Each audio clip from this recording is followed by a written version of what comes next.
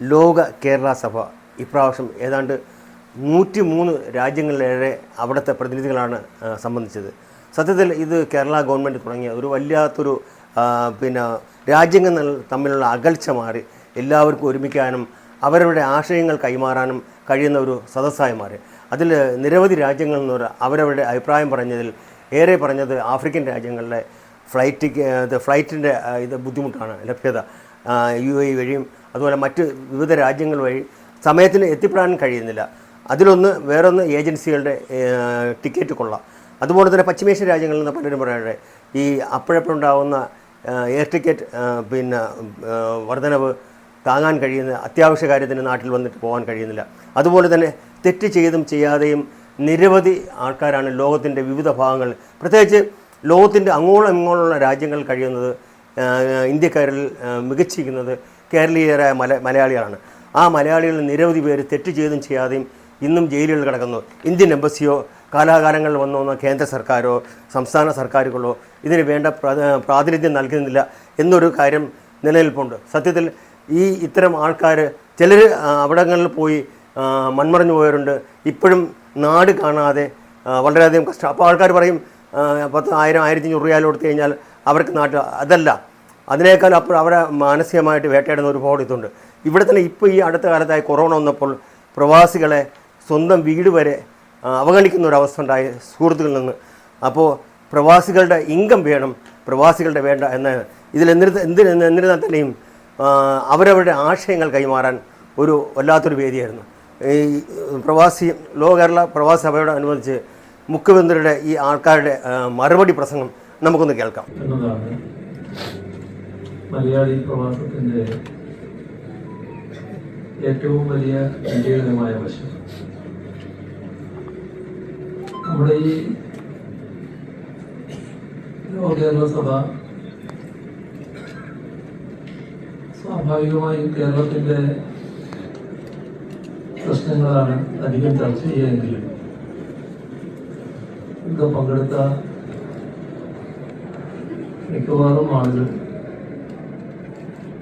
അവരിപ്പോൾ ജോലിയെടുക്കുന്ന രാജ്യത്തിൻ്റെ പ്രത്യേകതയും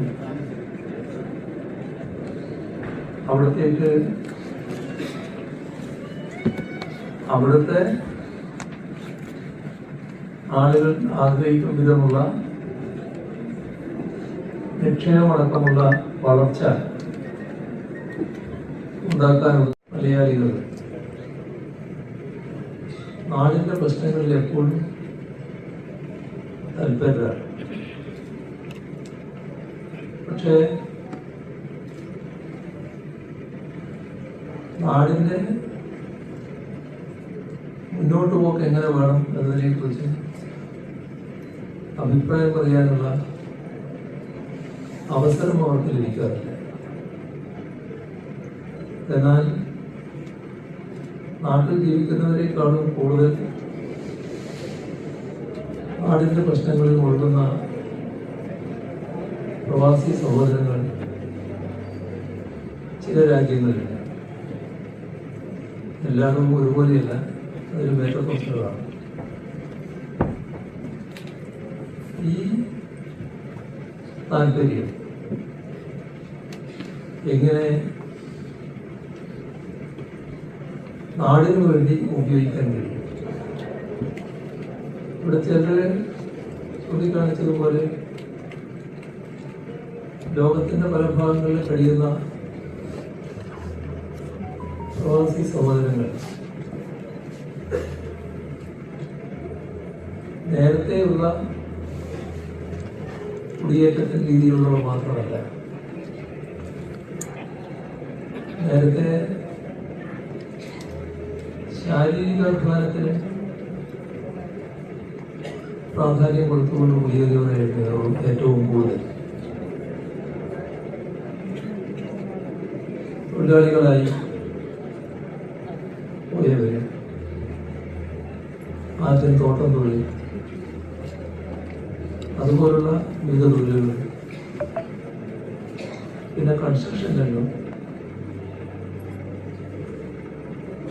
ഇത് നമ്മുടെ നാടിൻ്റെ പുരോഗതിക്കനുസരിച്ച് പിന്നീടുള്ള കാലത്ത് വലിയ മാറ്റം വന്നു. അതിനിടയാക്കിയത് കേരളത്തിൻ്റെ വിദ്യാഭ്യാസ പുരോഗതി തന്നെയാണ്. തുടക്കത്തിൽ പറഞ്ഞതുപോലെ ലോകത്തിൻ്റെ അതിപ്രശസ്തമായ വൈജ്ഞാനിക കേന്ദ്രങ്ങളിൽ മലയാളി സാഹിത്യം കാണാനാണ്. ഇന്നത്തെ കുടിയേറ്റക്കാരായ പ്രവാസി സഹോദരങ്ങളെടുത്താൽ ഹൃദയപൂർവ്വം ഉയർന്ന തരത്തിലുള്ള ജോലികളിൽ ഏർപ്പെട്ടു നിൽക്കുന്നുണ്ട്. അതിൻ്റെ അർത്ഥം സാധാരണ ജോലി ചെയ്യുന്നില്ല എന്നല്ല, അങ്ങനെയുള്ളവരും ഉണ്ട്. എന്നാൽ ഈ ഒരു ഭാഗം നമ്മുടെ നാടിൻ്റെ ബൗദ്ധിക വളർച്ചയ്ക്ക് വലിയ തോതിൽ പിന്തുണ നൽകാൻ കഴിയുന്നൊരു ഭാഗമാണ്. സാധാരണ തൊഴിലേർപ്പെട്ടിരിക്കുന്നവർ നാടിനും രാജ്യത്തിനും ചെയ്യുന്ന സേവനം അവർ നാട്ടിലേക്ക് അയക്കുന്ന പണം കൃത്യമായി വീട്ടിലേക്ക് എത്തുന്നു. അത് പ്രാരബ്ധത്തിൻ്റെ വിഷമത്തിൻ്റെ ഭാഗമായാണെങ്കിൽ നാട്ടിൽ വലിയ തോതിലുള്ള മാറ്റത്തിനത് വഴിയുണ്ട്. ഇപ്പോ കുവൈറ്റിൽ മരണമടഞ്ഞ ഹതഭാഗ്യങ്ങളിൽ ചിലരുടെ വിവരങ്ങൾ പുറത്തു വന്നല്ലോ. അതിൽ ചില വീടുകൾ കാണിക്കുന്നുണ്ട്. വീട് പുതുക്കി പണിയാനുള്ള ആഗ്രഹത്തോടെ പോയവരെ കുറിച്ച് പറയുന്നു. ഇങ്ങനെയുള്ള ഒട്ടേറെ ആഗ്രഹങ്ങളോടെ തൊഴിലിന് പോകുന്ന സാധാരണക്കാരുണ്ട്, സാധാരണ തൊഴിലെടുക്കുന്നവരുണ്ട്. പക്ഷെ അതിനപ്പുറം ഒരു ശ്രേണിയുണ്ട്. അവര് ലോകം ശ്രദ്ധിക്കുന്ന തരത്തിലുള്ള പ്രതിഭകളാണ്. ആ പ്രതിഭകളുടെ സഹായവും പിന്തുണയും നമുക്ക് ലഭിക്കുക എന്നത് വളരെ പ്രധാനമാണ്. അതിനുകൂടി ഉപകരിക്കത്തക്ക രീതിയിലാണ് ലോ കേരള സഭയ്ക്ക് നാം രൂപം നൽകി. ഇവിടെ നാം കാണേണ്ടത് ലോകത്തിൻ്റെ എല്ലാ ഭാഗങ്ങളിലും ചേർന്നിക്കിടക്കുന്ന ഒരു സമൂഹത്തിന് അതിൻ്റെ സംസ്കാരവും അസ്തിത്വവും നിലനിർത്തി മുന്നോട്ട് പോകേണ്ടതായിരിക്കും. അകം കേരളവും പുറം കേരളവും തമ്മിലുള്ള ബന്ധങ്ങളുടെ ഇഴയടുപ്പം ശക്തിപ്പെടുത്തുക എന്നതാണ് ഏറ്റവും പ്രധാനം. അതിലൂടെ മാത്രമേ നമ്മുടെ ഭാഷയെയും സംസ്കാരത്തെയും രക്ഷിക്കാനാവുകയുള്ളൂ. കേരളീയർ തമ്മിലുള്ള കൂട്ടായ്മകൾ അത് വലിയ തോതിൽ ശക്തിപ്പെടുത്താനാണ്. ഓരോ പ്രദേശത്തുമുള്ള ഓരോ രാജ്യത്തുമുള്ള കൂട്ടായ്മകൾ മാത്രമല്ല, വിവിധ ഭാഗങ്ങളിലുള്ള കൂട്ടായ്മകളെ എല്ലാ സാധ്യതകളും ഉപയോഗിച്ച് ശക്തിപ്പെടുത്തുക എന്നത് പ്രധാനമാണ്. അതിനാവശ്യമായ ഒരുപാട് നിർദ്ദേശങ്ങൾ ഇവിടെ ഉയർന്നു വന്നിട്ടുണ്ട്. നിങ്ങൾ ഇപ്പോഴുള്ള ജോലിയെടുക്കുന്ന രാജ്യങ്ങളിൽ അവിടെയുള്ള ചില പ്രശ്നങ്ങൾ സ്വാഭാവികമായും അലട്ടുന്നവയായിട്ടുണ്ടാകാം. അതിൽ എങ്ങനെയാണ് ആ പ്രശ്നങ്ങൾ നേരിടാനാവും? ഇവിടെ കാണേണ്ടത് ഇത്തരം രാജ്യങ്ങളിലേക്ക് കുടിയേറി പോകുന്ന ആളുകളെ ചില രാജ്യങ്ങളിലുള്ളവരാണ് ഏറ്റവും കൂടുതൽ. നമ്മുടെ രാജ്യം അതിലൊന്നാണ്. നമ്മോടൊപ്പം മറ്റു ചില രാജ്യങ്ങളിലുള്ള ആളുകളും ജോലിക്കായി ഇവിടങ്ങളിലെത്തുന്നത്. അപ്പോൾ ഈ കുടിയേറ്റ തൊഴിലാളികളോടുള്ള സമീപനത്തിൽ വ്യത്യസ്തത രാജ്യങ്ങളെ കുറിച്ച് പരിശോധിച്ചാൽ കാണാൻ കഴിയും. ആ സമീപനം നമ്മൾ ഉദ്ദേശിക്കുന്ന തരത്തിൽ മാറ്റം വരുത്തുക എന്നത് ഏറ്റവും പ്രധാനമാണ്. കുടിയേറ്റ തൊഴിലാളികളെ അയക്കുന്ന രാജ്യങ്ങൾ അത് വികസന രാജ്യങ്ങളാണ്. നമ്മുടെ രാജ്യം ശ്രീലങ്ക, ബംഗ്ലാദേശ്, നേപ്പാൾ, പാകിസ്ഥാൻ, ഫിലിപ്പൈൻസ്, മെക്സിക്കോ തുടങ്ങിയ രാജ്യങ്ങൾ. ഈ കാര്യത്തിൽ ഈ രാജ്യങ്ങളുടെ ഒരു കൂട്ടായ്മ, ഈ വികസന രാജ്യങ്ങളുടെ ഒരു കൂട്ടായ്മ ഉണ്ടാവുക എന്നത് പ്രധാനമാണ്.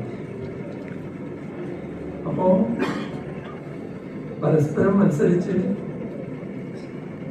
തൊഴിൽ ചൂഷണത്തെ സഹിക്കുന്നതിന് പകരം കുടിയേറ്റ തൊഴിലാളികളോട് ന്യായമായ സമീപനം സ്വീകരിക്കാൻ ഒരുമിച്ച് ആവശ്യപ്പെടുന്ന അവസ്ഥ പോലെ ഇതിനൊരു പ്രശ്നമുള്ളത് നമുക്ക് അതിനുവേണ്ടി സാധാരണഗതിയിൽ മുൻകൈയെടുക്കാനാവില്ല. അത് ചെയ്യേണ്ടത് രാജ്യത്തിലെ ഗവൺമെന്റാണ്. അപ്പം നമുക്ക് ചെയ്യാവുന്നത് ഇന്ത്യ ഗവൺമെന്റിനോട് ഈ കാര്യം ആവശ്യപ്പെടാം. നമ്മുടെ ലോക കേരള സഭയുടെ ഒരാവശ്യമായി തന്നെ ഇത് ഉയർത്തുകയും അത് സംസ്ഥാന സർക്കാർ ഇന്ത്യ ഗവൺമെന്റിനെ അറിയിക്കുകയും ചെയ്യും.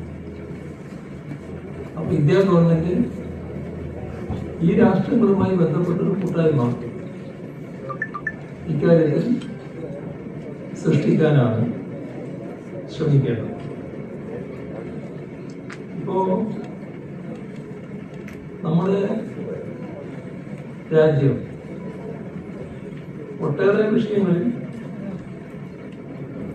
വിദേശ രാജ്യങ്ങളുമായി കരാറുകൾ ഉൾപ്പെടുന്നു, സ്വതന്ത്ര വ്യാപാര കരാറുകൾ ഉൾപ്പെടുന്നു.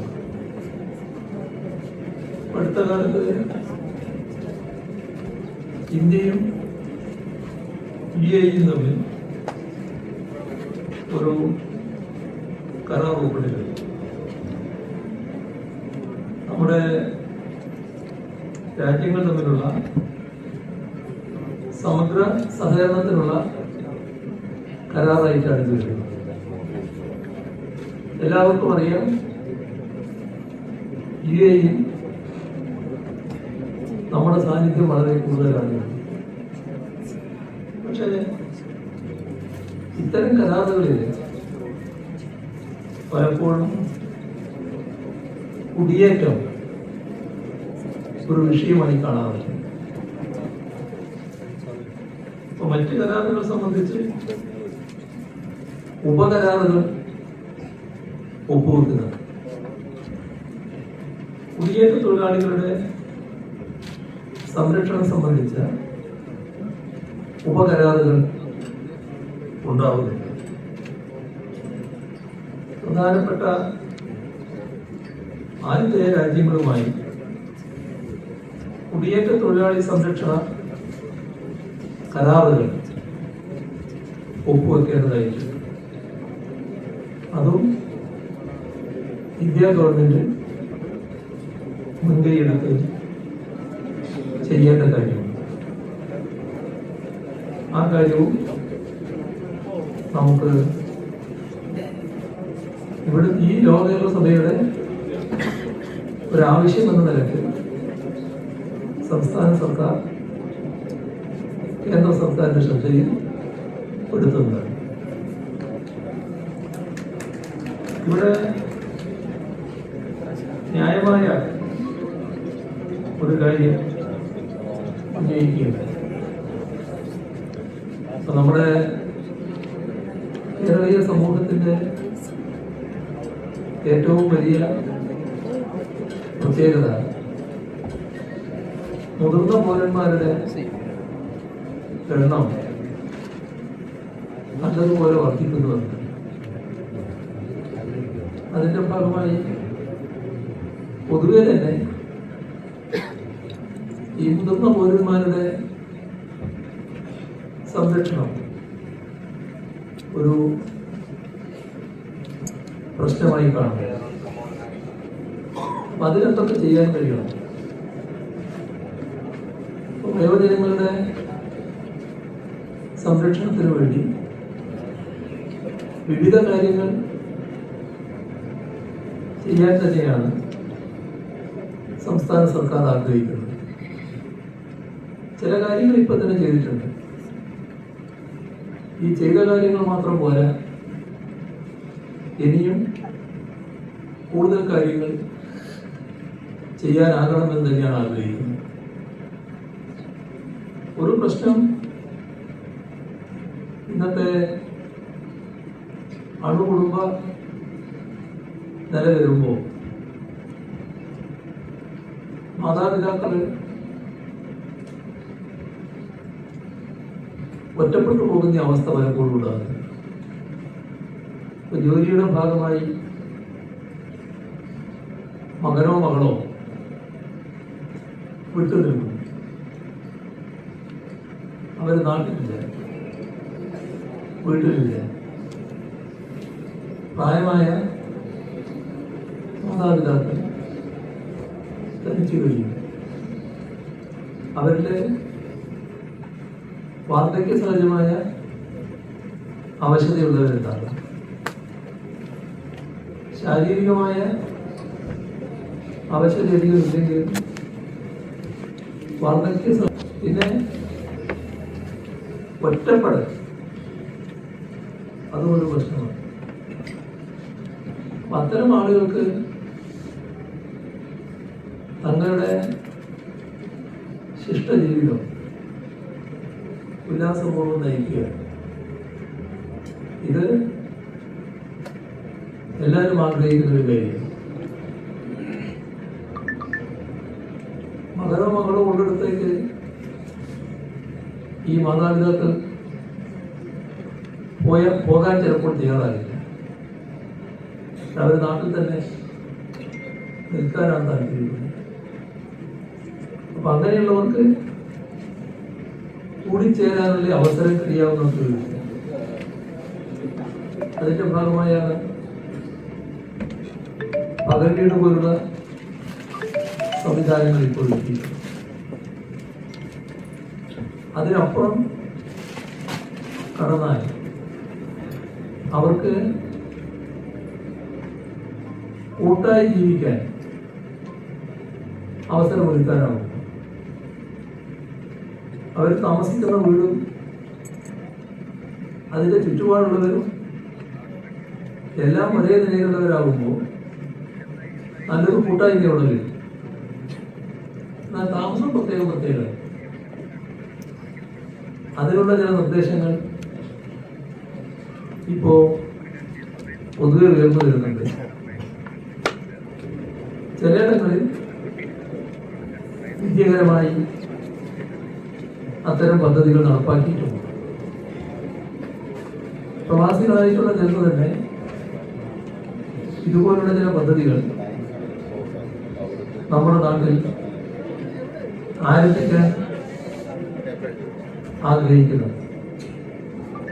എല്ലാവിധ സൗകര്യങ്ങളോടും കൂടിയുള്ള അതൊരു ഉയർന്ന ശ്രേണിയിലുള്ളവരുടെ അടക്കം കാര്യം വെച്ചാണ് ഒരു 5 സ്റ്റാർ സൗകര്യങ്ങൾ ഒരുക്കുന്ന വിധത്തിലുള്ള ഒരു പാർപ്പിട സൗകര്യം, വിവിധ വീടുകൾ ഒന്നിച്ചു വരുന്ന ഒരു കാര്യം മധ്യ കേരളത്തിൽ ഒരിടത്ത് സ്ഥാപിക്കുന്നതിന് വേണ്ടി അമേരിക്കയിലുള്ള ഒരു പ്രമുഖ NRI സർക്കാരിനെ സമീപിച്ച കാര്യങ്ങൾ അവതരിപ്പിച്ചു. ഒരു ചിന്ത ഇങ്ങനെ ആരംഭിച്ചിട്ടുള്ളതാണ്. അതിൻ്റെ ഒരു ഭാഗമായിട്ടാണ് നേരത്തെ സംസാരിക്കുമ്പോൾ ശ്രീ ഗോകുലം ഗോപാലൻ അതുമായി ബന്ധപ്പെട്ട ചില നിർദ്ദേശങ്ങൾ വെച്ചത്. അത്തരമൊരു പ്രോജക്റ്റ് നടപ്പാക്കുന്നതിന് മുൻകൈ എടുക്കാൻ തയ്യാറാണ് എന്നും അദ്ദേഹം ഇവിടെ പറയുന്നതായിട്ടുണ്ട്. അതേ ആശയമാണ്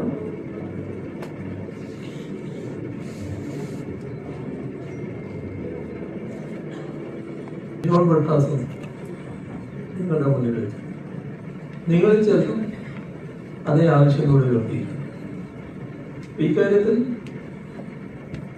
എങ്ങനെയാണ് കാര്യങ്ങൾ മുന്നോട്ട് കൊണ്ടുപോകാൻ കഴിയുക എന്നത് ഗൗരവമായി പരിശോധിക്കാം.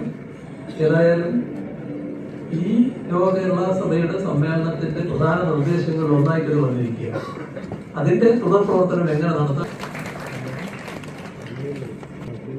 ചർച്ചയിൽ വിവിധ തരത്തിലുള്ള നിർദ്ദേശങ്ങൾ ഉയർന്നു വരികയുണ്ട്. അതിലൊന്ന് എമിഗ്രേഷൻ ആക്ട് 2021 പാർലമെന്റിൽ അവതരിപ്പിക്കാൻ സമ്മർദ്ദം ചെലുത്തണം എന്ന നിർദ്ദേശമാണ്. ഇതുമായി ബന്ധപ്പെട്ട് നേരത്തെ തന്നെ നിർദ്ദേശങ്ങൾ നാം സമർപ്പിച്ചിട്ടുണ്ട്. കേരളത്തിൽ നിന്നുള്ള വിദഗ്ധരും കേരളീയ പ്രവാസത്തിന്റെ അനുഭവത്തിൽ നിർദ്ദേശങ്ങൾ സമർപ്പിച്ചു. ഈ കേരള സഭയിൽ നടന്ന ചർച്ച അതിൽ ഉയർന്നു വന്ന ഒട്ടേറെ ആശയങ്ങളും നിർദ്ദേശങ്ങളുമുണ്ട്. അവയെല്ലാം ക്രോഡീകരിച്ചുകൊണ്ട് കേന്ദ്ര സർക്കാരിന് നൽകുന്നതാണ്. പ്രധാന കുടിയേറ്റ സംസ്ഥാനങ്ങളിലെ സർക്കാരുകളുമായി ചേർന്ന് പ്രവാസി ക്ഷേമത്തിന് ആവശ്യമായ നിയമനിർമ്മാണം നടത്തുന്നത് സംബന്ധിച്ച് കേന്ദ്ര സർക്കാരിൽ സമ്മർദ്ദം ചെലുത്തുന്ന കാര്യവും പരിഗണിക്കുന്നതാണ്. ഇവിടെ ഉയർന്നു വന്ന മറ്റൊരു നിർദ്ദേശം ലോക കേരളം ഓൺലൈൻ പോർട്ടൽ അതിന്റെ പ്രചാരണം സജീവമാക്കണമെന്നാണ്. ലോകത്താകെയുള്ള പ്രവാസികൾക്ക് പരസ്പരം ആശയങ്ങൾ പങ്കുവെക്കുന്നതിനും ലോക മലയാളികളെ കൂട്ടിയിണക്കുന്നതിനുമാണ് ഇത്തരമൊരു പോർട്ടൽ ആരംഭിച്ചിട്ടുള്ളത്. പോർട്ടലിന്റെ പ്രവർത്തനങ്ങളിൽ പരമാവധി മലയാളികളെ ഉൾക്കൊള്ളിക്കാനാണ്. ലോക കേരള സഭയുടെ ഭാഗമായ 103 രാജ്യങ്ങളിൽ നിങ്ങളുടെ നേതൃത്വത്തിൽ വിപുലമായ പ്രചാരണം സംഘടിപ്പിച്ച് പരമാവധി മലയാളികളെ പോർട്ടലിൽ പ്രതിഷ്ഠിക്കാനും ആശയങ്ങൾ കൈമാറാനും പ്രേരിപ്പിക്കുന്നു. ചില കാര്യങ്ങളിൽ ആവശ്യമായ തുടർ നടപടികൾ വേണ്ടത്ര ഉണ്ടാകുന്നില്ല എന്ന അനുഭവമുണ്ട്. ഇപ്പോൾ 3-ാം ലോക കേരള സഭയുടെ ചർച്ച അത് പ്രവാസികളുടെ അപേക്ഷകൾ വേഗത്തിലാക്കുന്നതിനും എന്തായി അതിന്റെ സ്ഥിതി എന്നറിയുന്നതിനുമൊന്നും സാധിക്കുന്നില്ല എന്നതായിരുന്നു.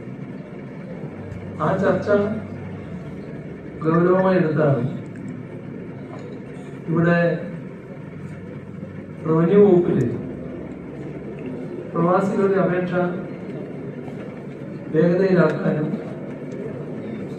നൽകിയ അപേക്ഷയുടെ നിജസ്ഥിതി അറിയാനും പ്രവാസി മിത്രം എന്നൊരു പോർട്ടൽ ആരംഭിച്ചു.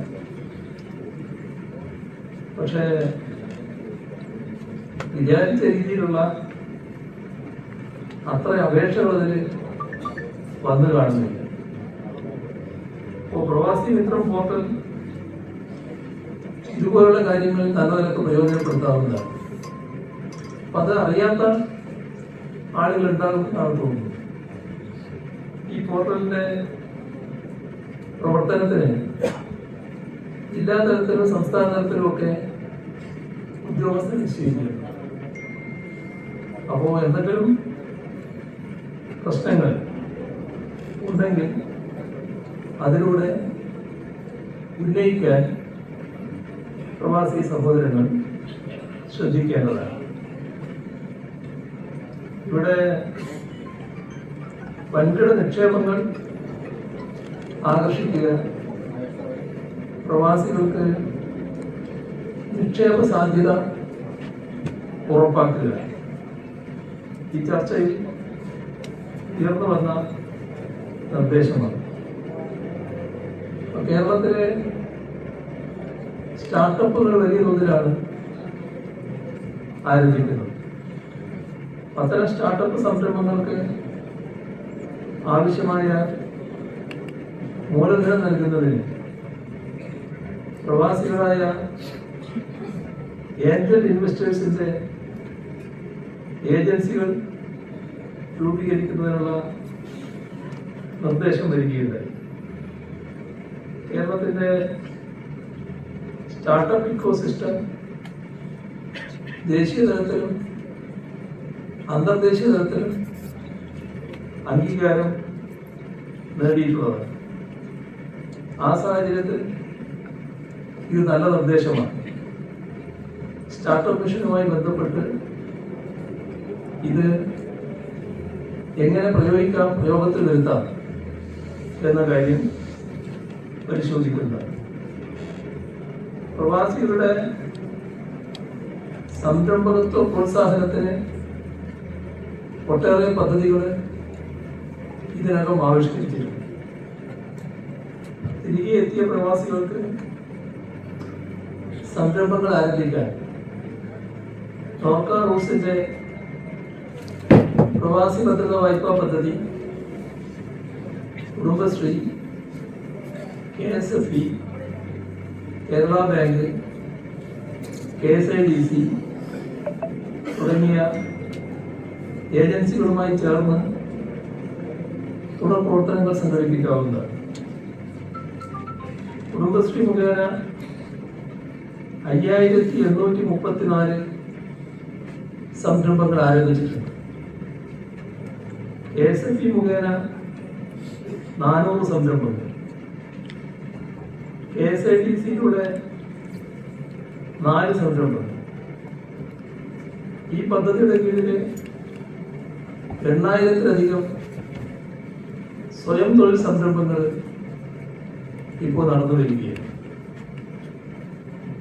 സംരംഭക തൽപരരായ പ്രവാസികൾ നാട്ടിൽ വരുന്നതിന് മുൻപ് തന്നെ അവരുമായി ആശയവിനിമയം നടത്തുന്നതിന് നോർക്ക ബിസിനസ് ഫെസിലിറ്റേഷൻ സെന്റർ ആരംഭിച്ചിട്ടുണ്ട്. ഈ സെന്ററിന്റെ ഭാഗമായി 6,000-ഓളം സംരംഭങ്ങൾ ആരംഭിക്കാൻ കഴിയും. ഗുണഭോക്താക്കൾക്ക് 100 കോടിയിലധികം രൂപ സബ്സിഡി ഇനത്തിൽ അനുവദിച്ചിട്ടുമുണ്ട്. കൂടുതൽ നിക്ഷേപങ്ങൾ ആകർഷിക്കുന്നതിനാണ് പുതിയ വ്യവസായ നയം ആവിഷ്കരിച്ചത്.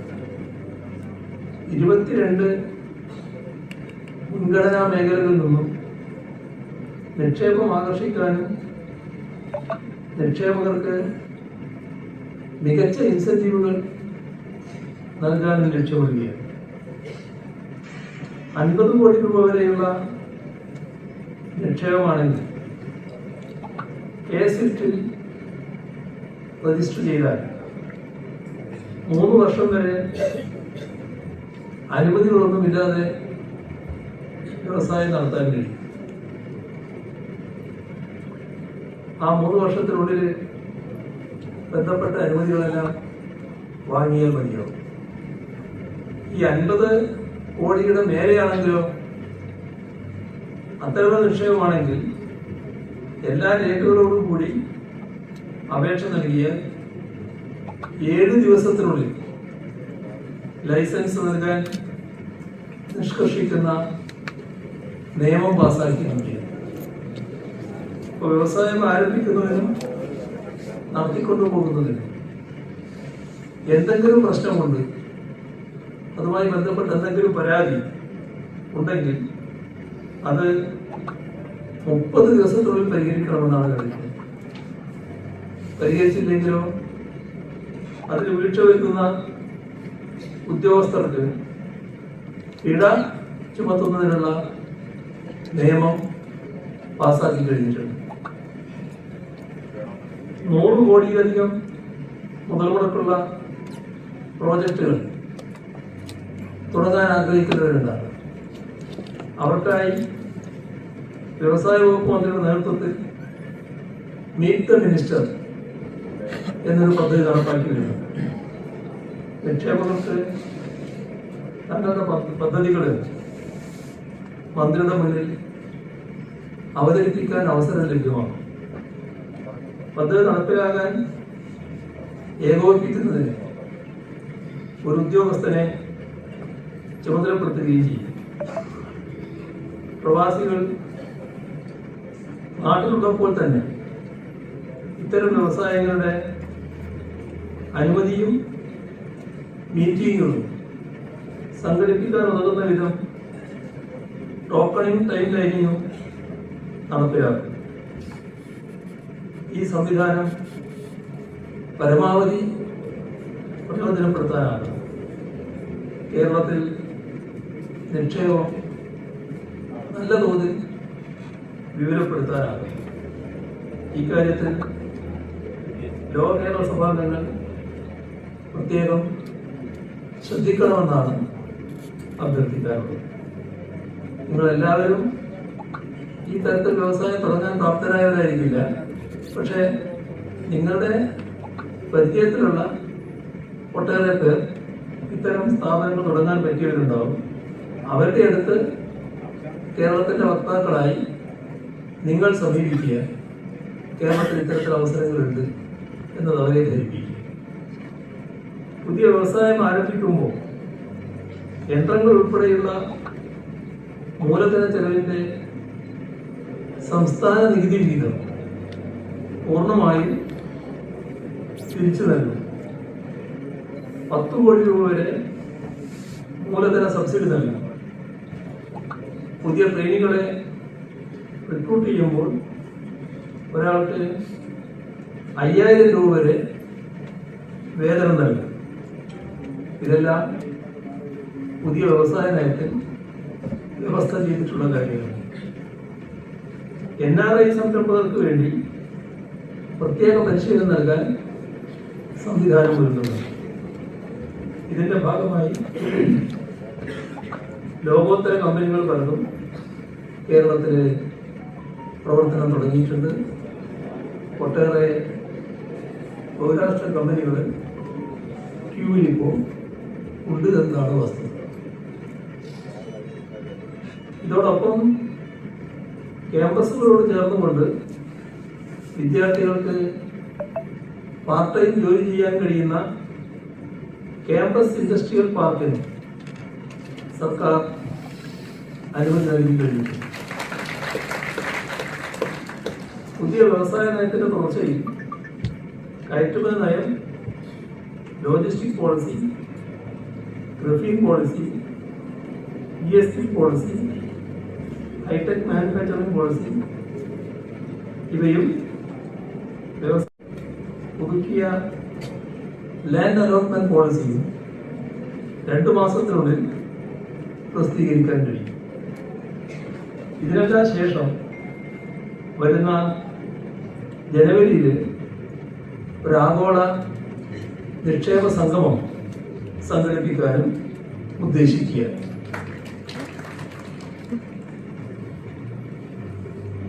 ഇവിടെ ഒരു നിർദ്ദേശം പ്രത്യേകം ഗൗരവമായി കാണേണ്ട കാര്യമാണ്. അതായത് ലോക കേരള സഭ നിലച്ചു പോകരുത് എന്ന താല്പര്യത്തോടെ വെച്ച നിർദ്ദേശം. അത് ഭാവി ഏതെങ്കിലും സാഹചര്യത്തിൽ ഇതിൽ നിന്ന് പോകാതിരിക്കാൻ നിയമപരിരക്ഷ നൽകണമെന്നുള്ളതാണ് വന്ന നിർദ്ദേശം. ഈ കാര്യം ഗൗരവമായി തന്നെ എടുക്കുന്നതാണ്. ഇതിന് ആവശ്യമായ നടപടി സ്വീകരിക്കുന്നതാണ്. ഇത് കേരളത്തിന്റെ പൊതുവായൊരു കാര്യമാണ്. ഇതിനൊന്നും സാധാരണ രീതിയിൽ എതിർപ്പൊന്നും ഉണ്ടാകില്ല എന്ന് തന്നെയാണ് പ്രതീക്ഷിക്കുന്നത്. അതുമായി ബന്ധപ്പെട്ടുള്ള കാര്യങ്ങൾ പ്രതിപക്ഷവുമായടക്കം ചർച്ച ചെയ്തുകൊണ്ട് തുടർ നടപടികളിലേക്ക് സർക്കാർ കടക്കുന്നതാണ്. കേരളത്തിന്റെ നാടൻ കലകളും ക്ലാസിക് കലാരൂപങ്ങളും ഉൾപ്പെടുത്തി ഏഷ്യ പസഫിക് രാജ്യങ്ങളിൽ ഷോ സംഘടിപ്പിക്കുന്നത് ടൂറിസം വികസനത്തിന് പ്രയോജനമാകും എന്ന നിർദ്ദേശം കൊണ്ടുവരികയാണ്. ടൂറിസം വികസനത്തിന് മികച്ച പരിഗണനയാണ് സംസ്ഥാന സർക്കാർ നൽകി വരുന്നത്. സൂക്ഷ്മതല ആസൂത്രണത്തിലൂടെ മികച്ച നേട്ടം കൈവരിക്കാൻ നമുക്ക് സാധിച്ചിട്ടുണ്ട്. 2021 വിനോദസഞ്ചാരികൾ 60,487 പേരാണ് വന്നത്. 2022 3,45,549. 2021 കോവിഡിന്റെ ഭാഗമായിട്ട് കൂടി നാം കാണേണ്ടതാണ്. 2022 3,45,549. 2023 ആയപ്പോൾ അത് 6,49,057 വർദ്ധിച്ചു. വിദേശ ടൂറിസ്റ്റുകളുടെ വരവിലുണ്ടാകുന്ന വർധനമാണത് കാണിക്കുന്നത്. അപ്പോൾ ആ ഒരു വർഷം നോക്കിയാൽ 87.83% വർധനവ് വിദേശ സഞ്ചാരികളുടെ സന്ദർശനത്തിൽ ഉണ്ടായിട്ടുണ്ട്. ഇത് കൂടുതൽ മെച്ചപ്പെടുത്താനാകണമെന്ന് തന്നെയാണ് സർക്കാർ കാണുന്നത്. ടൂറിസ്റ്റുകളെ ആകർഷിക്കുന്നതിന് ഉത്തരവാദിത്ത ടൂറിസം പദ്ധതികൾ ആവിഷ്കരിച്ചിട്ടുണ്ട്. പങ്കാളിത്ത ടൂറിസം വികസനത്തിന് സ്ത്രീ സൗഹൃദ ടൂറിസം പ്രവർത്തനങ്ങൾക്കും വിവിധ പദ്ധതികൾ ആവിഷ്കരിച്ചിരിക്കുകയാണ്. 140 എക്സ്പീരിയൻഷ്യൽ ടൂർ പാക്കേജുകൾ നടപ്പിലാക്കി. മറവൻ തുരുത്ത് വാട്ടർ സ്ട്രീറ്റ് പദ്ധതിക്ക് അന്താരാഷ്ട്ര അംഗീകാരം ലഭിച്ചിട്ടുണ്ട്. ഹോം സ്റ്റേകളെ പ്രോത്സാഹിപ്പിക്കുന്നതിന് നടപടികൾ സ്വീകരിച്ചു. പൈതൃക ടൂറിസം പ്രോത്സാഹനത്തിനും വികസനത്തിനും വിവിധ പദ്ധതികൾ ആവിഷ്കരിച്ചു. പ്രവാസി സംഘടനകൾക്കായി പ്രത്യേക ടൂറിസം പാക്കേജ് പ്രഖ്യാപിക്കണം എന്ന നിർദ്ദേശം ഇവിടെ വരികയുണ്ട്. ഇവിടെ കേരളത്തിന്റെ തനത് കലകളും സംസ്കാരവും വിദേശ രാജ്യങ്ങളിൽ പ്രദർശിപ്പിക്കുന്നതിനും ബ്രാൻഡ് ചെയ്യുന്നതിനും പുതുമയാർന്ന പദ്ധതികൾ ആവിഷ്കരിക്കുന്നത്. ആദ്യഘട്ടത്തിൽ കേരള കലാമണ്ഡലം വിവിധ കലകളെ കോർത്തിണക്കിയുള്ള ഷോ വിവിധ ഇടങ്ങളിൽ സംഘടിപ്പിക്കുന്നതാണ്. 5 ദിവസം വരെ നീണ്ടു നിൽക്കുന്ന അവതരണോത്സവങ്ങളും ശില്പശാലകളും സെമിനാറുകളും സംഘടിപ്പിക്കുന്നതിന് കലാമണ്ഡലം പദ്ധതി തയ്യാറാക്കിയിരുന്നു. ആദ്യത്തെ ഷോ അമേരിക്കയിൽ സംഘടിപ്പിക്കാനാണ് ഉദ്ദേശിക്കുന്നത്. കേരള കലകൾ ഓൺലൈനായി പഠിക്കുന്നതിന് അവസരവും ഒരുക്കും. ഇത്തരം പ്രവർത്തനങ്ങൾക്ക് വ്യാപകമായ പ്രചരണം നൽകുന്നതിനും ഷോകൾ സംഘടിപ്പിക്കുന്നതിനും നമ്മുടെ നാടിന്റെ പൈതൃകം ബ്രാൻഡ് ചെയ്യുന്നതിനും ലോക കേരളോത്സവാംഗങ്ങൾ മുൻകൈ എടുക്കണമെന്നാണ് നിർദ്ദേശിക്കാനുള്ളത്. ഏഷ്യ പസഫിക് രാജ്യങ്ങളിലെ തൊഴിൽ പഠന വിസ നിയമങ്ങളെക്കുറിച്ച് നോർക്ക ബോധവൽക്കരണ പരിപാടികൾ സംഘടിപ്പിക്കണം. നോർക്ക വെബ്സൈറ്റ് പ്രസിദ്ധീകരിക്കണം എന്നതാണ് മറ്റൊരു നിർദ്ദേശം. പ്രധാന 6 രാജ്യങ്ങളിലെ മാറുന്ന തൊഴിൽ കുടിയേറ്റ നിയമങ്ങളെക്കുറിച്ച്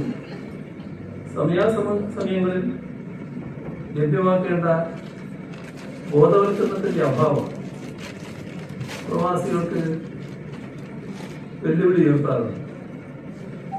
വിദേശ രാജ്യങ്ങളിൽ തൊഴിലന്വേഷിക്കുന്നവർക്കുള്ള സുരക്ഷിതമായ കുടിയേറ്റ കാര്യങ്ങളിൽ ഒരു ഓഡിയോ വിഷ്വൽ മാധ്യമങ്ങൾ മുഖേന നോർക്ക റൂട്ട്സ് ബോധവൽക്കരണ പരിപാടികൾ സംഘടിപ്പിക്കും. നഴ്സിംഗ് കോളേജുകൾ മുഖേന ജില്ലാ തലത്തിൽ പ്രീ ഡിപ്പാർച്ചർ ഓറിയന്റേഷൻ പ്രോഗ്രാമുകളും സംഘടിപ്പിച്ചിട്ടുണ്ട്. പക്ഷെ അടിക്കടി നിയമങ്ങൾ മാറി വരുന്നുണ്ട്. അവയെക്കുറിച്ച് വ്യക്തമായ ധാരണ ഇനിയും നൽകേണ്ടതുണ്ട്. UAE ഒഴിച്ചുള്ള മിക്ക രാജ്യങ്ങളിലെയും ഇന്ത്യൻ എംബസി അവരുടെ വെബ്സൈറ്റുകളിൽ മാറി വരുന്ന നിയമങ്ങൾ പ്രസിദ്ധീകരിക്കുന്നുണ്ട്. ഇത് വലിയ പരിമിതിയാണ്. ഈ പരിമിതി പരിഹരിക്കുന്നതിന് വിദേശ സർവകലാശാലകൾ, കോഴ്സുകൾ, തൊഴിൽ നിയമങ്ങൾ എന്നിവ അതത് സമയങ്ങളിൽ നോർക്ക റൂട്ട്സിന്റെയും ലോക കേരള സഭയുടെയും വെബ്സൈറ്റുകളിൽ പ്രസിദ്ധീകരിക്കുക എന്നത് സ്വാഗതാർഹമായ നിർദ്ദേശമാണ്. ലോക കേരള സഭാംഗങ്ങളുടെ സഹകരണത്തോടെ വിവരശേഖരണം നടത്തി അതാത് സമയങ്ങളിൽ ഇംഗ്ലീഷിലും മലയാളത്തിലും വെബ്സൈറ്റുകളിൽ പ്രസിദ്ധീകരിക്കുന്നത് പരിഗണിക്കും. ഇതിന് പ്രധാനം തൊഴിലുമായി ബന്ധപ്പെട്ടതാണ്. പഠനവുമായി ബന്ധപ്പെട്ട കാര്യത്തിൽ ഇവിടെ കുട്ടികള് അവർ തന്നെ ഇതെല്ലാം കണ്ടെത്തുന്നുണ്ട്. കണ്ടെത്തിയതിന്റെ ഭാഗമായിട്ടാണ് അവർ ചിലപ്പോ ചില അബദ്ധങ്ങളിൽ തന്നെ ചാടുന്നത്. നിങ്ങൾക്കറിയാലോ, ചിലയിടങ്ങളിൽ ഒരു മേശയും കസേരയും ഉണ്ടായാൽ അത് യൂണിവേഴ്സിറ്റിയായി ചിത്രീകരിച്ച് ആ യൂണിവേഴ്സിറ്റിയിലേക്ക് അപേക്ഷ വെച്ചു അതിൽ കുടുങ്ങിപ്പോകുന്ന കുട്ടികളെ ഉണ്ട് എന്നത് നിങ്ങൾക്ക് തന്നെ അറിയാവുന്ന കാര്യമാണ്. അപ്പൊ അതുപോലുള്ള ചതിക്കുഴികളിൽ വീഴാതിരിക്കാനുള്ള പൊതുവായ കരുതൽ നമ്മുടെ സമൂഹം എടുക്കേണ്ടത്. നമ്മൾ ശ്രദ്ധിക്കേണ്ടത് കോഴ്സുകളുടെ കാര്യങ്ങൾ പഠിപ്പിക്കുന്നതിനല്ല, ഇവിടെ കോഴ്സുകൾ വർദ്ധിപ്പിക്കുന്നതിനാണ്. ഇവിടുത്തെ കോഴ്സുകൾ ലോകത്തിലെ അത്യാധുനിക കോഴ്സുകളുമായി താതാത്മ്യം പ്രാപിക്കുന്നവയാണ്, അതിന് തുല്യമായിരിക്കും. ഇവിടെ കോഴ്സുകൾ വർദ്ധിപ്പിച്ചാൽ അവിടെയുള്ള കുട്ടികളെ ഇങ്ങോട്ട് ആകർഷിക്കുക എന്നുള്ളതാണ് നാം ലക്ഷ്യമിടുന്നത്. ഇവിടുത്തെ കുട്ടികൾ അങ്ങോട്ട് പോകുന്നതിന് നമ്മൾ താല്പര്യപൂർവ്വം കാര്യങ്ങൾ ചെയ്യുകയല്ല. നമ്മുടെ ഉന്നത വിദ്യാഭ്യാസ മേഖലയുടെ വലിയ തോതിലുള്ള പുരോഗതിക്ക് ആവശ്യമായ നടപടികളാണ് നാം സ്വീകരിച്ചിരിക്കുന്നത്. കുറെ കാര്യങ്ങൾ ഇപ്പോൾ ചെയ്തിട്ടുണ്ട്. ആ ഒരു വഴിയിലാണ് നമ്മൾ ഇപ്പോൾ നിൽക്കുന്നത്. നല്ല പുരോഗതി നമ്മുടെ യൂണിവേഴ്സിറ്റികൾക്ക് ഉണ്ടാവുകയാണ്. ഇപ്പോൾ 2 യൂണിവേഴ്സിറ്റികൾ A++ തന്നെ നേടിക്കഴിഞ്ഞു. നിരവധി ഉന്നത വിദ്യാഭ്യാസ സ്ഥാപനങ്ങൾ നല്ല പുരോഗതിയിലാണ് നേടുന്നത്. അങ്ങനെ വന്നാൽ ആ തരത്തിലുള്ള ഒരു പുരോഗതി നമുക്ക് ആർജിക്കാൻ കഴിയുന്നതോടെ നമ്മുടെ നാട്ടിലേക്ക് കൂടുതൽ വിദ്യാർത്ഥികൾ ഇങ്ങോട്ട് വരും. ഇവിടെ ആരോ സംസാരിക്കുമ്പോൾ വിദേശത്തുള്ള മെഡിക്കൽ കോഴ്സുകളെ കുറിച്ച് പറഞ്ഞിട്ടുണ്ട്. വിദേശത്ത് മെഡിക്കൽ കോഴ്സിന് പോകുന്ന കുട്ടി ഏതാ നമ്മൾ കണ്ടല്ലോ. ഉക്രൈന്റെ പ്രശ്നം വന്നപ്പോൾ ആരായിരുന്നു ആ കുട്ടികൾ? ഇവിടെ അഡ്മിഷൻ കിട്ടാത്തത്. ആ കുട്ടികളുടെ സാധാരണഗതിയിലുള്ള വിദ്യാഭ്യാസ നില വെച്ചാൽ ഇവിടുത്തെ വിദ്യാഭ്യാസ നിലയുമായി താരതമ്യമില്ല എന്ന് ഇവിടുത്തെ വിദഗ്ധർ പറയുന്നില്ല. ഇതെല്ലാം തർക്ക വിഷയമായി വന്ന കാര്യമാണ്. അപ്പൊ ലോകം തങ്ങളുടെ കയ്യിലാണെന്നുള്ളതുകൊണ്ട്, കാരണം എല്ലാ കാര്യങ്ങളും ഇന്റർനെറ്റ് മുഖേന മനസ്സിലാക്കാൻ കഴിയുന്നതാണ്. എവിടെയാണോ കൂടുതൽ അവസരം കിട്ടുന്നത് അവിടത്തേക്ക് പോകാൻ ആളുകൾ ചെയ്യാറാകും. അതിന് നമ്മൾ വല്ലാതെ വേവലാതിപ്പെടുത്തുന്ന കാര്യമില്ല. അതവര് ഇനിയും പോയിരുന്നു. നമ്മുടെ ഇവിടുത്തെ വിദ്യാഭ്യാസത്തെ മെച്ചപ്പെടുത്തുക, കൂടുതൽ മികവാർന്ന ഉന്നത വിദ്യാഭ്യാസ മേഖലയാണ്. അത് ഇവിടുത്തെ കുട്ടികൾക്ക് ഉപയോഗിക്കാൻ കഴിയുന്നതോടൊപ്പം തന്നെ ഇങ്ങോട്ടേക്ക് മറ്റ് രാജ്യങ്ങൾക്ക് കുട്ടികൾ വരുന്ന അവസ്ഥയുണ്ടാവും. അത് നമ്മുടെ കേരളത്തിലെ വിദ്യാഭ്യാസ രംഗത്തിനും ആരോഗ്യ രംഗത്തിനും ചെയ്യാൻ കഴിയില്ല. കാരണം നമ്മുടെ നാടിന്റെ പൊതുവായ സാഹചര്യം, ഇത്രയും നല്ലൊരു നാട്, നിങ്ങളെല്ലാ നാടും കാണുന്നവരാണ്. ഇത്രയും നല്ലൊരു നാട് ലോകത്ത് അപൂർവമില്ല. അപ്പൊ ഇവിടത്തേക്ക് വരാൻ ആരും കൊതിക്കില്ല.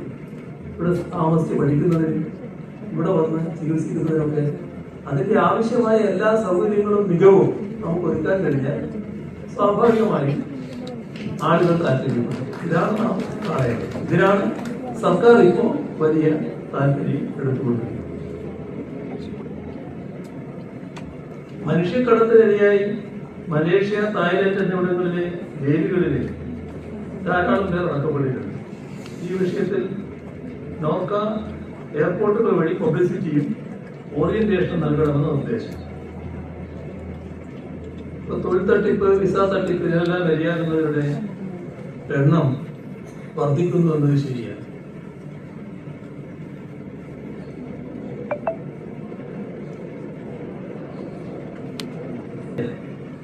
വിവിധ വഴികളിലാണ് തട്ടിപ്പ് നടക്കുന്നത്. തട്ടിപ്പിന് ഇരയാകാതിരിക്കാനും സുരക്ഷിതമായ കുടിയേറ്റം ഉറപ്പാക്കാനും നോർക്ക റൂട്ട്സിന്റെ ആഭിമുഖ്യത്തിൽ ബോധവൽക്കരണ പരിപാടികൾ സംഘടിപ്പിച്ചിട്ടുണ്ട്. ഇത് കൂടുതൽ ആളുകളിലേക്കും തൊഴിൽ മേഖലകളിലേക്കും വ്യാപിപ്പിക്കുകയും ചെയ്യും. ക്യാമ്പസുകൾ കേന്ദ്രീകരിച്ച് ബോധവൽക്കരണ പരിപാടികൾ സംഘടിപ്പിക്കുന്നത് പരിഗണിക്കും. ലോക കേരള സഭാംഗങ്ങൾ സുരക്ഷിത കുടിയേറ്റം എന്ന ആശയത്തിന് വ്യാപകമായ പ്രചരണം നൽകും.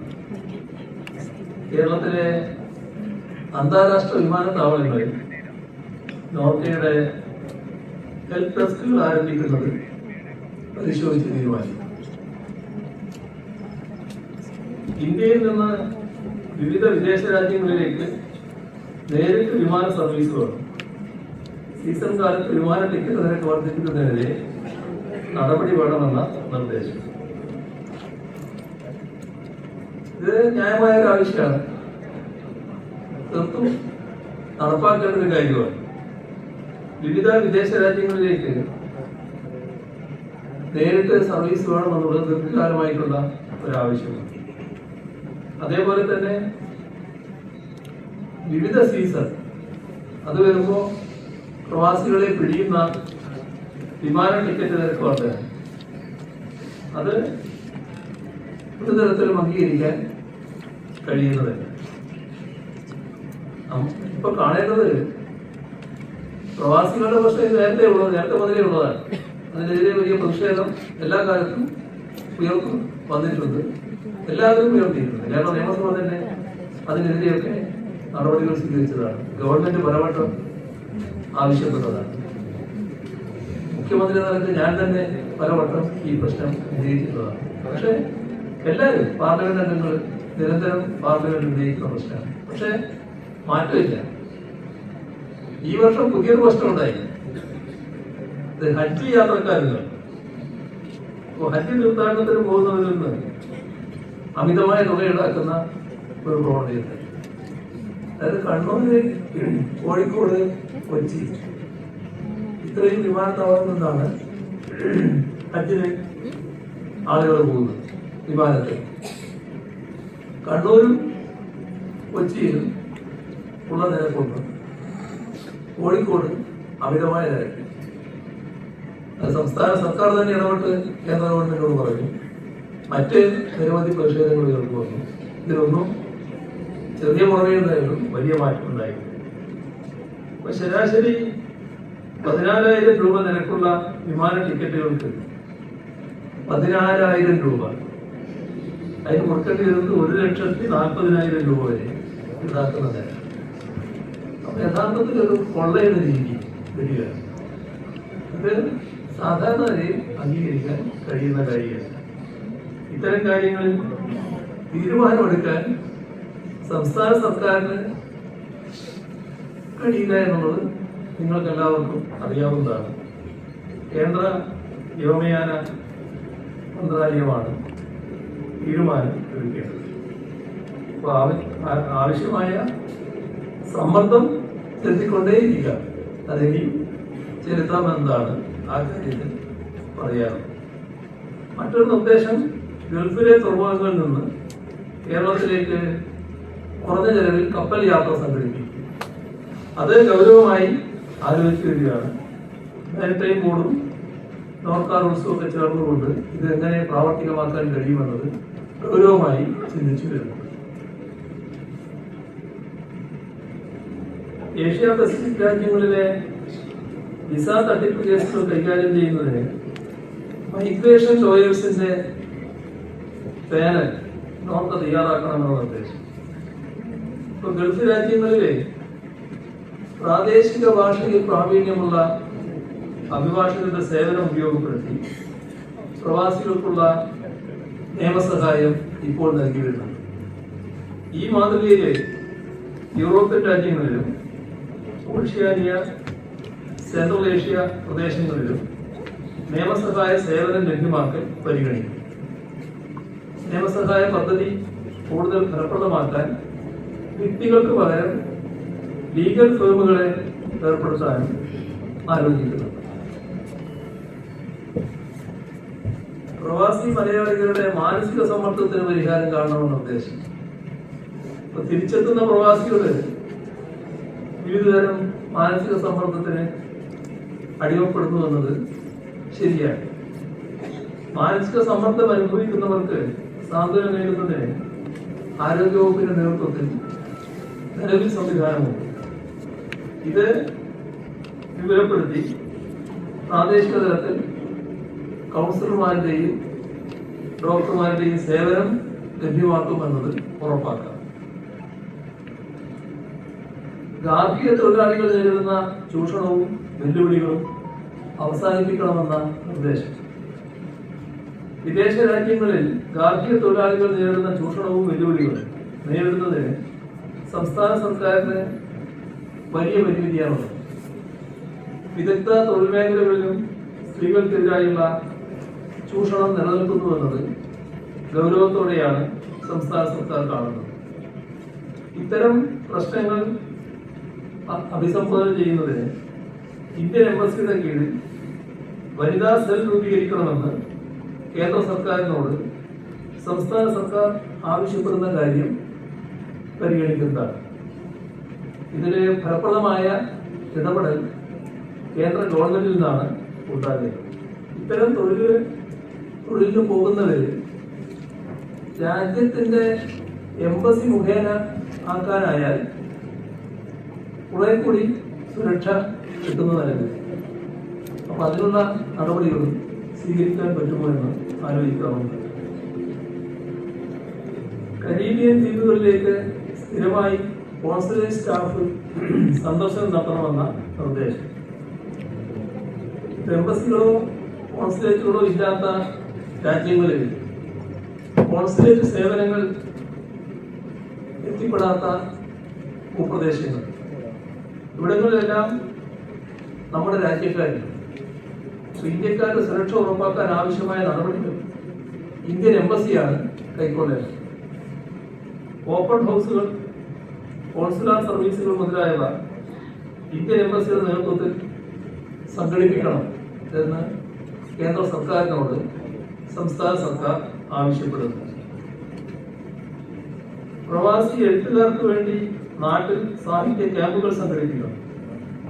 സാംസ്കാരിക വകുപ്പിന്റെയും വിവിധ സാംസ്കാരിക സ്ഥാപനങ്ങളുടെയും നേതൃത്വത്തിൽ എഴുത്തുകാർക്കും കലാകാരന്മാർക്കുമായി വിവിധതരം ക്യാമ്പുകൾ, ശില്പശാലകൾ മുതലായവ സംഘടിപ്പിച്ചു വരുന്നു.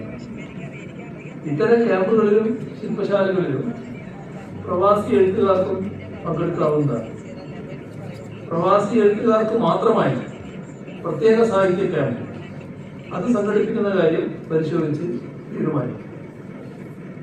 പ്രവാസി യുവതയെയും വിദ്യാർത്ഥികളെയും പങ്കെടുപ്പിച്ചുകൊണ്ടുള്ള യുവജനോത്സവങ്ങൾ, കലാപരിപാടികൾ എന്നിവ നടത്തണമെന്ന നിർദ്ദേശം ഉയർന്നു വന്നിട്ടുണ്ട്. അത് ഗൗരവമായി ആലോചിക്കണം. വീടില്ലാത്ത പ്രവാസികൾക്ക് വീട് വെക്കാൻ പ്രത്യേക പദ്ധതി രൂപീകരിക്കാനുള്ള നിർദ്ദേശം. എല്ലാവർക്കും വീട് എന്ന സ്വപ്നം സാക്ഷാത്കരിക്കണമെന്നാണ് സർക്കാർ നയം. ഇതിനുവേണ്ടിയാണ് ലൈഫ് പദ്ധതി ആവിഷ്കരിച്ചത്. ഇതിൽ ഇതേവരെ 4,03,811 വീടുകൾ പൂർത്തീകരിക്കാനായിട്ടുണ്ട്. പുതുതായി 92,948 ഗുണഭോക്താക്കൾ ഭവന നിർമ്മാണത്തിനായി കരാർ ഏർപ്പെട്ടിട്ടുണ്ട്. ഇതുകൂടാതെ പാർശ്വവൽകൃത വിഭാഗങ്ങൾക്ക് വീട് ലഭ്യമാക്കുന്നതിനുള്ള പ്രത്യേക പദ്ധതികളും നിലവിലുണ്ട്. ലൈഫ് പദ്ധതി, അതിദാരിദ്ര്യ നിർമ്മാർജ്ജന പദ്ധതി ഇതെല്ലാമായി സഹകരിക്കാൻ വിവിധ മേഖലകളിലുള്ളവർ മുന്നോട്ട് വരുന്നു.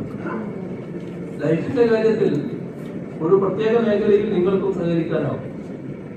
അത് മനസ്സോടിത്തിരി മണ്ണ് എന്നൊരു പദ്ധതി ഇതിന്റെ ഭാഗമായിട്ടുണ്ട്.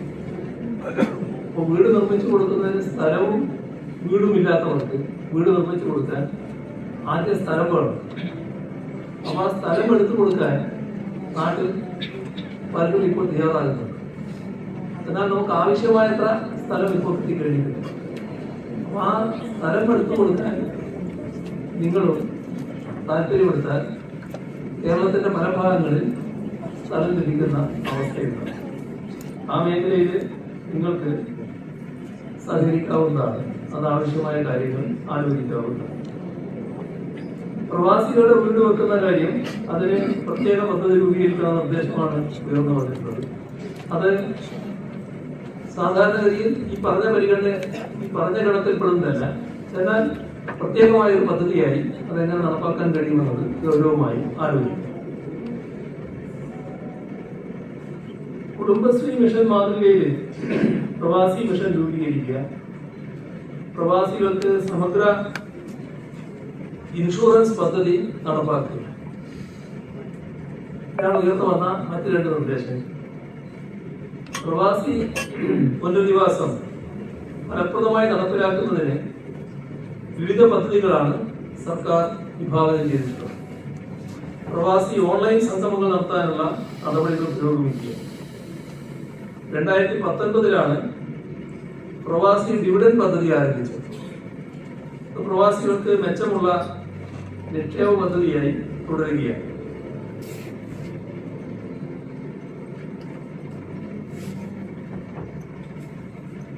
പ്രകാരം 315 കോടി രൂപയോളം നിക്ഷേപം സ്വീകരിച്ച് കിഫ്ബിയിലേക്ക് നൽകിയിട്ടുണ്ട്.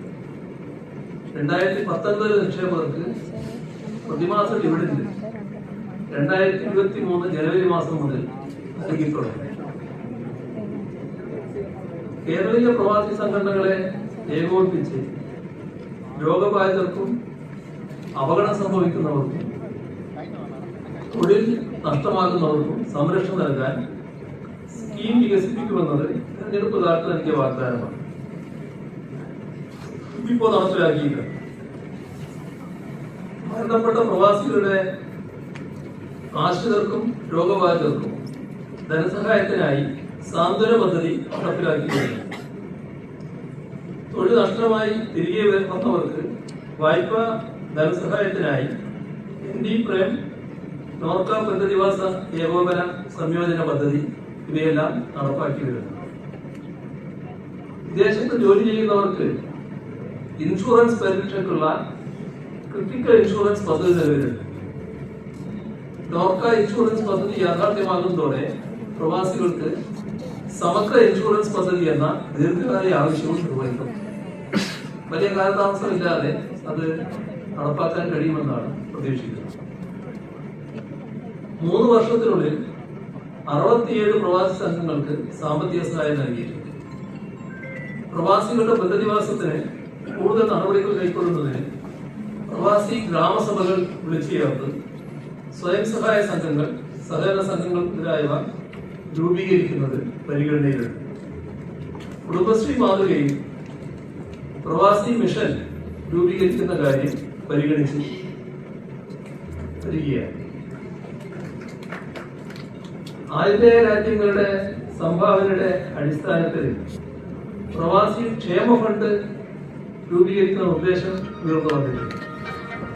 തികച്ചും ന്യായമായ ഈ ആവശ്യം ആഗോളതലത്തിൽ നടപ്പിലാക്കേണ്ടതാണ്.